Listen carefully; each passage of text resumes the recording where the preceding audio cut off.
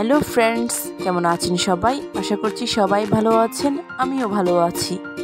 বরাবরের মতো চলে এলাম নতুন আরেকটা ভিডিও নিয়ে। আজকে আমি কোনো প্রকার বাটাবাটি ঝামেলা ছাড়াই চলে এলাম 3 রকমের ভর্তার রেসিপি নিয়ে।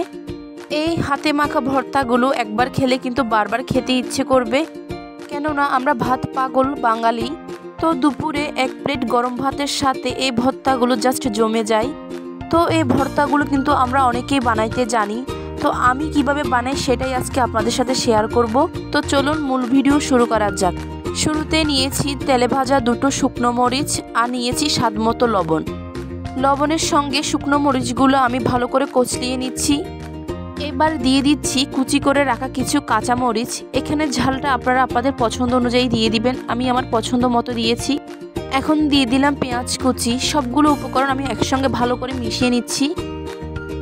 এখন দিয়ে দিচ্ছি কুচি করে রাখা কিছু ধনে পাতা দিয়ে আমি আবারও ভালো করে মিশিয়ে নিচ্ছি। দিয়ে দিচ্ছি পরিমাণ মতো সরিষার তেল ছাড়া কিন্তু এই ভর্তাগুলো একদমই ভালো লাগে না। সরিষার তেল দিয়ে ভালো করে মিক্স করা হয়ে গেছে। এবার নিয়ে নিলাম 2টো সিদ্ধ করা ডিম। হ্যাঁ, ঠিকই ধরেছেন, আমি ডিম ভর্তা করব, তাই ডিমগুলো ভেঙে নিলাম। এখন এই ডিমের মধ্যে অ্যাড করছি কিছু কাঁচা মরিচ আর স্বাদমতো লবণ। দিয়ে দিচ্ছি কিছু পেঁয়াজ কুচি, সেই সাথে দিয়ে দিলাম ধনে পাতা কুচি। আবারও একটু সর্ষের তেল দিয়ে সবগুলো উপকরণ একসাথে ভালো করে মিশিয়ে নিব। যারা নতুন প্রবাসী ভাইয়েরা আছেন এবং যারা ব্যাচেলার, তাদের যদি রান্নার সমস্যা থাকে তাহলে খুব সহজে কিন্তু এই ভর্তাগুলো বানিয়ে নিতে পারেন। এই তো আমার ডিম ভর্তাটা কিন্তু অলরেডি হয়ে গেছে। এবার একটা বলে তুলে নিচ্ছি। তো যারা এই ভর্তাটা আগে বানিয়েছেন তারাই বলতে পারেন এর টেস্টটা কেমন হয়। আর যারা কখনো এই ডিম ভর্তাটা বানিয়ে দেখেন নাই তারা একবার বানিয়ে দেখতে পারেন, খেতে কিন্তু খুব মজার হয়। আমার ফার্স্ট ভর্তাটা বানানো হয়ে গেছে। এবার সেকেন্ড ভর্তাটা বানাবো। আমি চেপা শুটকির ভর্তা করব। দেখুন আমি কয়েকটা চেপা শুটকি নিয়ে নিয়েছি। শুটকিগুলোকে গরম জলে ধুয়ে আমি ভালো করে পরিষ্কার করে নিব, তার জন্য গরম জল নিয়েছি। একেবারে গরম জল তা কিন্তু না, মানে কুসুম গরম জল থেকে একটু গরম, হাতে ধরা যায় এমনটা। শুটকিতে অনেক ময়লা আর বালি থাকে, তার জন্য সবসময় চেষ্টা করবেন শুটকিকে গরম জল দিয়ে পরিষ্কার করার। আমি শুটকিগুলোকে মোটামুটি 2বার গরম জল আর 3বার মতো ঠান্ডা জল দিয়ে ভালো করে পরিষ্কার করে নিয়েছি। অনেকেই আছেন শুটকির গন্ধ সহ্য করতে পারে না, তো শুটকিগুলোকে এরকম গরম জল দিয়ে পরিষ্কার করলে যেমন ময়লা বের হয়ে যায় তেমনি গন্ধটা একটু কমে। তো দেখুন শুটকিগুলো ধোয়ার আগে এমন ছিল, ধোয়ার পর এমনটা হয়েছে। এখন চুলায় একটা প্যান বসিয়ে দিলাম। কিছু শুকনো মরিচ তেলে ভেজে নেব, তার জন্য শুকনো মরিচ দিয়ে দিলাম। এখনো পর্যন্ত আমার ভিডিওটা যারা দেখছেন তাদেরকে জানাচ্ছি অসংখ্য ধন্যবাদ।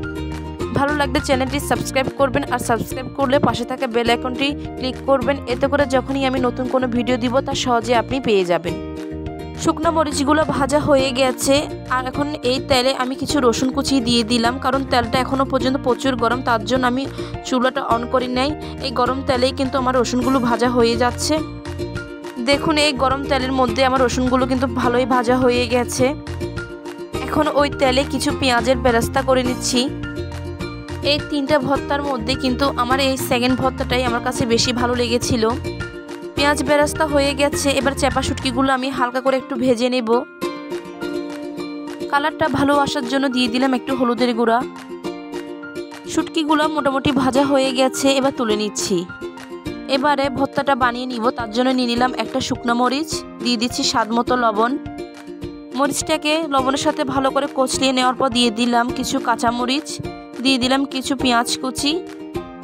উপকরণগুলো সবগুলো একসাথে ভালো করে মিশিয়ে নিলাম। আপনি চাইলে কিন্তু এইটুকুতে ভর্তাগুলো খেতে পারেন, এভাবেও কিন্তু খেতে অনেক মজা লাগে।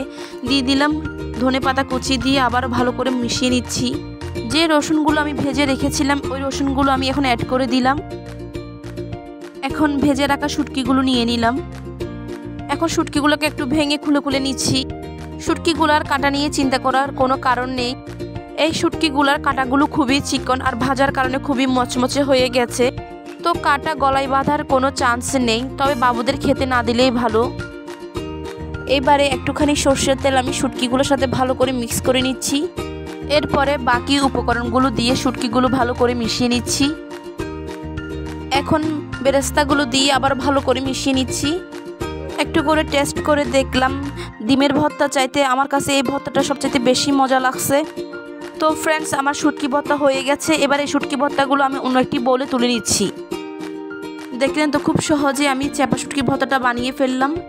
তো ফ্রেন্ডস, দুইটা ভর্তা অলরেডি হয়ে গেছে, এখনও রয়েছে মাছ ভর্তা। তো যারা ডিম খান না আর শুটকি একদমই খান না, তারা কিন্তু অনায়াসে এই মাছ ভর্তাটা বানিয়ে একবার ট্রাই করে দেখতে পারেন। তো মাছ ভর্তার জন্য নিয়ে নিয়েছি কাঁচামরিচ, পেঁয়াজ, শুকনো মরিচ আর স্বাদ মতো লবণ। এবার সবগুলো উপকরণ একসাথে আমি ভালো করে মিক্স করে নিব।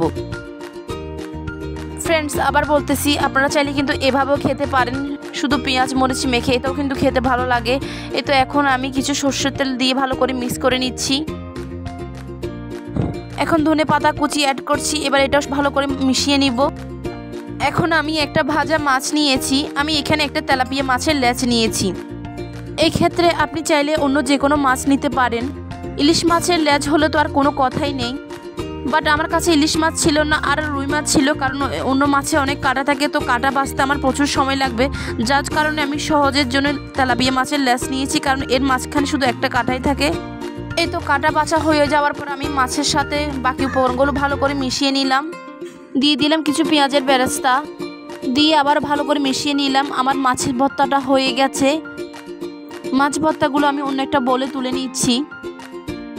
ফ্রেন্ডস, এই মাছ ভর্তাটাও কিন্তু খেতে অনেক মজা হয়েছিল। তো ডিয়ার ফ্রেন্ডস, আমার এই 3টা ভর্তার রেসিপি আপনার কেমন লেগেছে সেটা অবশ্যই আমাকে কমেন্ট করে জানাবেন। ভালো লেগে থাকে চ্যানেলটি সাবস্ক্রাইব করার অনুরোধ রইল। সাবস্ক্রাইব করলে পাশে থাকা বেল আইকন বাটনটা ক্লিক করবেন, এতে করে আমার সমস্ত ভিডিওর আপডেট সবার আগে আপনি পেয়ে যাবেন। এরকম আরও ভর্তার রেসিপি পেতে চাইলে আমাকে কমেন্টে জানিয়ে দিবেন। ভালো থাকবেন, সুস্থ থাকবেন, টাটা।